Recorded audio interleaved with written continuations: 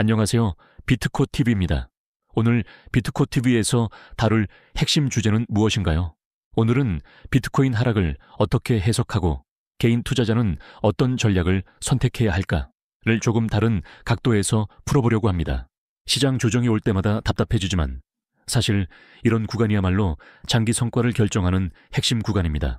하락장을 피하려 하기보다는 이 구간을 어떻게 활용할 것인가에 초점을 맞춰보겠습니다.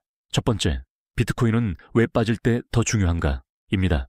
비트코인 가격이 떨어질 때 개인 투자자는 어떻게 바라봐야 할까요? 대부분의 개인 투자자는 가격이 떨어지면 불안해합니다. 하지만 장기 투자자와 전문가들은 오히려 이 구간을 수량을 늘릴 수 있는 기회로 봅니다. 비트코인은 변동성이 크기 때문에 저점일수록 같은 금액으로 더 많은 개수를 확보할 수 있고 이게 결국 장기 수익률을 끌어올립니다. 그럼 금 투자와 비교하면 어떤가요? 금 역시 하락 구간이 기회인 것은 비슷하지만 금은 변동성이 상대적으로 낮습니다.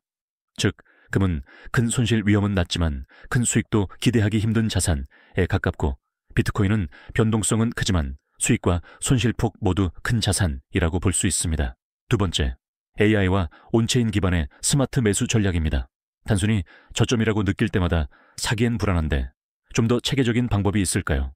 최근에는 AI가 시장 패턴과 온체인 데이터를 함께 분석해 매수 비중을 조절하는 방식이 많이 활용됩니다. 가격이 싸면 비중을 늘리고 비싸질수록 자동으로 비중을 줄이는 식이죠. 과거 단순 적립식과 비교했을 때 이런 방식이 대략 30% 안팎 성과를 더 개선한 사례들도 보고되고 있습니다. 그럼 금 투자에도 이런 방식이 적용될 수 있나요?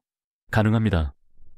다만 비트코인은 온체인 데이터가 있어서 누가 어느 가격대에 얼마나 보유하고 있는지를 훨씬 더 정교하게 볼 수 있는 반면 금은 온체인 같은 투명한 데이터 인프라가 없기 때문에 데이터 기반 정교함은 비트코인 쪽이 훨씬 강하다는 차이가 있습니다. 세 번째, 단순 적립식 투자보다 한 단계 진화한 방식입니다. 매달 같은 금액을 사는 적립식 투자만으로도 충분한가요? 기본 적립식은 초보자에게 가장 좋은 출발점입니다. 다만 시장 변동성을 활용하면 한 단계 더 진화된 전략을 만들 수 있습니다. 예를 들어 비트코인이 많이 빠질 땐 구입 횟수나 금액을 늘리고 고점 근처에서는 속도를 늦추는 방식입니다. 이런 조절은 감정에 휘둘리는 사람보다 규칙 기반의 AI가 더 일관되게 수행할 수 있습니다. 네 번째, 거치식 투자의 힘과 심리적 장점입니다. 목돈을 한 번에 넣고 오래 가져가는 거치식 투자도 여전히 유효한 전략인가요? 네, 여전히 강력한 전략입니다. 이른바 바이 앤 홀드, 그리고 비트코인에서는 호들 전략이라고 부르는 방식이죠. 시간이 길어질수록 단기 변동성은 희석되고 장기 성장성만 남게 되는 구조를 노리는 겁니다. 그럼 금 투자에서의 거치식과는 어떻게 다르죠? 금 역시 거치식으로 들고 가는 전략이 기본입니다. 다만 금은 이미 성장성보다는 가치 저장 역할에 가까운 반면 비트코인은 여전히 성장성과 네트워크 확장성이 남아있는 자산이라는 점에서 기대 수익과 리스크가 동시에 더 큽니다. 다섯 번째, 개인의 투자 습관 따라 전략 혼합하기, 적립식이 좋을까요? 거치식이 좋을까요? 하나만 선택해야 할까요? 꼭 하나만 고를 필요는 없습니다. 비트코인은 정답이 하나인 시장이 아니라 개인의 수입 구조와 성향에 따라 전략을 혼합하는 시장입니다. 예를 들어 매달 일정 금액은 적립식으로 꾸준히 사면서 큰 조정이 올 때는 추가로 한 번 더 사는 방식을 섞는 것이 초보자에게도 적용하기 좋은 현실적인 조합입니다. 여섯 번째, 기관 중심 시장에서 개인이 볼 지표들입니다. 요즘은 기관들이 시장을 주도한다는데 개인 투자자는 어떤 지표를 봐야 할까요? 이전처럼 거래량이나 단기 차트만 보던 시대는 지났습니다. 지금은 다음과 같은 데이터를 보는 게 훨씬 중요합니다. 비트코인 트레저리를 보유한 기업들의 보유량 변화, 비트코인 ETF의 유입과 유출 흐름, 기관과 기업의 평균 매수 단가, 온체인상 장기 보유자 비중과 움직임, 이런 지표들은 단기 가격이 아니라 구조적 수요가 어떻게 움직이는지를 보여줍니다. 일곱 번째, 온체인 데이터를 가장 객관적 지표로 보는 이유입니다. 왜 온체인 데이터가 그렇게 중요하다고 하나요? 온체인 데이터는 블록체인 위에 남아있는 실제 이력입니다. 누가 언제, 어느 주소에서 어느 주소로 얼마나 이동시켰는지 기록이 남습니다. 그래서 장기 보유자 물량이 늘고 있는지, 거래들이 매집하는지, 거래소로 물량이 들어오는지, 아니면 빠져나가는지, 이런 흐름을 통해 시장의 진짜 분위기를 읽을 수 있습니다. 그럼 금에도 이런 데이터가 있나요?